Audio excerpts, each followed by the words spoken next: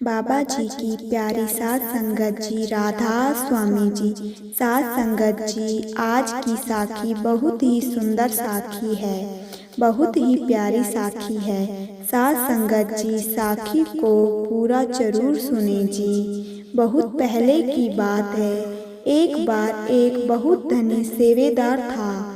वह सेवा करना चाहता था, पर कोई भी उन्हें सेवा देने को तैयार नहीं था कि वह बहुत धनवान व्यक्ति थे। एक बार उन्हें महाराज जी से मिलने का सौभाग्य मिला और उन्होंने अपनी यह इच्छा उन्हें सुनाई, और तब महाराज जी ने उन्हें कुएं में जल निकालकर पिलाने की सेवा दी। वह बहुत खुश हुआ। वह हमेशा सफ़ेद कुर्ता पजामा ही पहनता था। अब जब उन्होंने सेवा शुरू की, तब उन्हें कुएं में से पानी निकालकर मिट्टी में चलना पड़ता था, तो उनके कपड़ों पर कीचड़ और मिट्टी के दाग लग जाते थे, जिसके कारण कुछ दिन तो उन्होंने अच्छे से सेवा की, लेकिन बाद में उन्होंने इस सेवा को करने के लिए एक लड़के को रख लिया। अब सेवा तो होती थी, पर उसे लड़के के द्वारा होती थी। धनी व्यक्ति उस लड़के को कुछ रुपए दे देता था और वह खुशी खुशी सेवा कर देता था। कुछ समय बाद उस सेवेदार की तबीयत खराब हो गई और उसने बिस्तर पकड़ लिया। हालात इतने बिगड़ गए कि बिस्तर पर लेटे हुए भी उसे उल्टी आ जाती थी और कभी कभी सोच कपड़ों में ही निकल जाती थी और उसके सारे कपड़े बुरी तरह खराब हो जाते थे। एक दिन महाराज जी को उस धनी व्यक्ति का पता लेने का मन हुआ, तो वह उसे देखने पहुँचे। तो वह व्यक्ति फूट फूट कर रोने लगा और महाराज जी से बोला कि महाराज जी, देखो, मेरी इतनी सेवा के बाद भी मेरा क्या हाल हुआ है।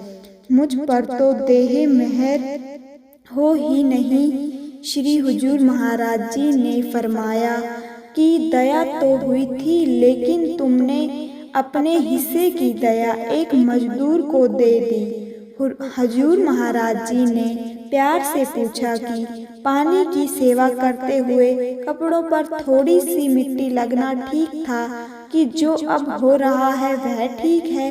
फिर उसे समझाया, अगर तुम कुएं से पानी लाने की सेवा में अपने सफ़ेद कपड़े थोड़े से मैले कर लेते, तो तुम आज यहाँ अस्पताल में न होते। उस सेवा के जरिए महाराज जी उसके कर्म काटना चाहते थे, पर सात संगत जी हुआ कुछ और, इसलिए अपनी सेवा करें और पूरी शिद्दत से करें। एक बार बाबा जी कहीं जा रहे थे। काफ़ी दूर जाने के बाद उन्होंने ड्राइवर से कहा कि भाई, चाय पीने का मन कर रहा है, आगे कोई चाय का खोखा आए तो गाड़ी रोक लेना। ड्राइवर ने कहा, बाबा जी, यह सामने होटल है, यहाँ से पी लेते हैं। तो बाबा जी ने कहा, नहीं भाई, आगे जो खाली आएगा तो वहीं गाड़ी रोकना।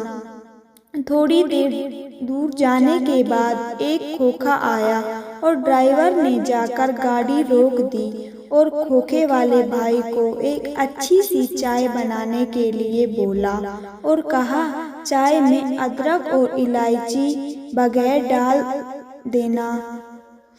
और वह दुकान वाला भाई कहने लगा, चिंता ना करे बाबूजी, हमारी चाय बहुत बढ़िया है।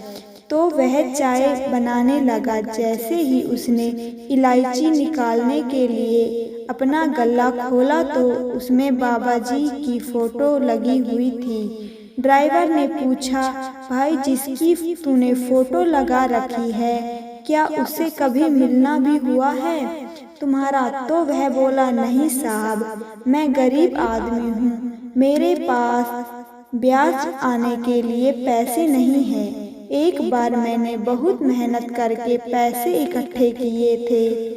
मैं दुकान छोड़कर सामने चाय देने गया। वह 2 मिनट किसी से बात करने लगा गया और जब वापस आया तो मेरे गल्ले के सारे पैसे किसी ने निकाल लिए। मैं भंडारे पर ब्यास जाना चाहता था, नहीं जा सका।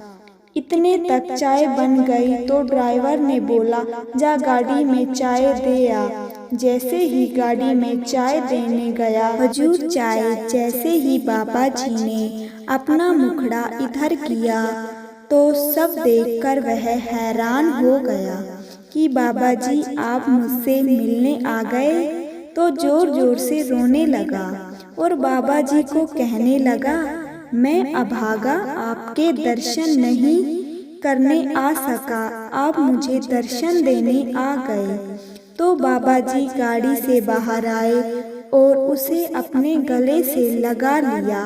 बाबा जी सबकी मजबूरी जानते हैं। अगर चाय वाला भाई नहीं जा सकता तो बाबा जी उसे खुद मिलने आ गए, क्योंकि उसे बाबा जी से मिलने की तड़प थी। जिसे बाबा जी से देख लिया और चाय के बहाने उसके पास आ गए।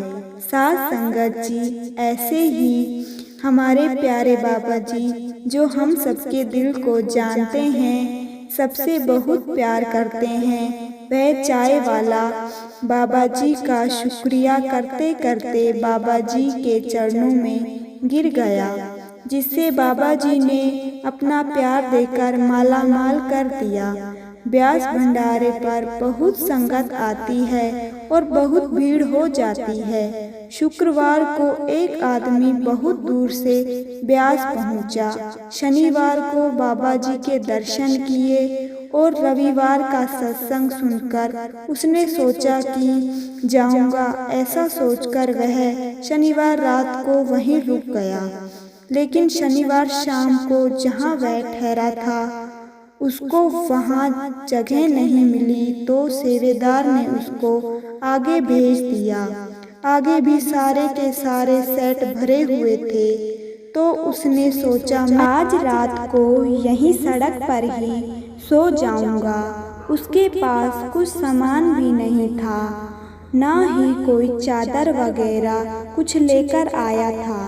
आप सबको पता है कि बाबा जी सुबह शेर करने जाते हैं। जब बाबा जी शेर को गए तो उन्होंने देखा कि उनकी संगत का एक आदमी सड़क पर सोया हुआ है।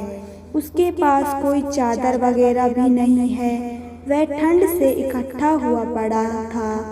तो बाबा जी ने जो लोई या चादर डाल रखी थी, उन्होंने वह उतार कर उस पर डाल दी और आगे चले गए। दूर से कुछ सेवेदार जो रात को ड्यूटी दे रहे थे, यह सब देख कर उन्होंने उस भाई को आकर जगाया और उसे बताया कि तू बड़ा ही किस्मत वाला है, जो बाबा जी तेरे ऊपर अपनी लोई उठाकर चले गए।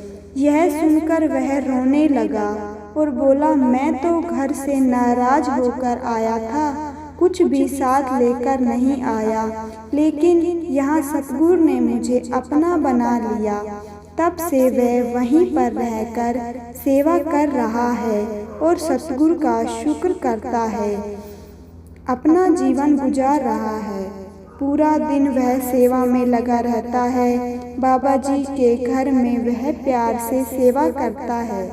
सतगुरु की पूजा करने से गुरु भक्त के अंदर में उसकी मान और प्रतिष्ठा उत्पन्न होती है।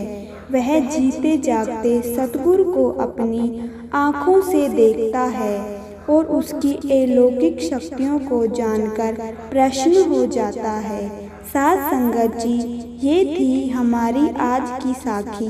साध संगत जी, आपको यह साखी कैसी लगी आप कमेंट करके ज़रूर बताएं जी। अगर अच्छी लगी तो कमेंट में राधा स्वामी जी ज़रूर लिखें और इस तरह की साखियाँ सुनने के लिए चैनल को सब्सक्राइब कर लें, क्योंकि इस चैनल पर आपको सच्ची साखियाँ सुनने को मिलेंगी। राधा स्वामी जी।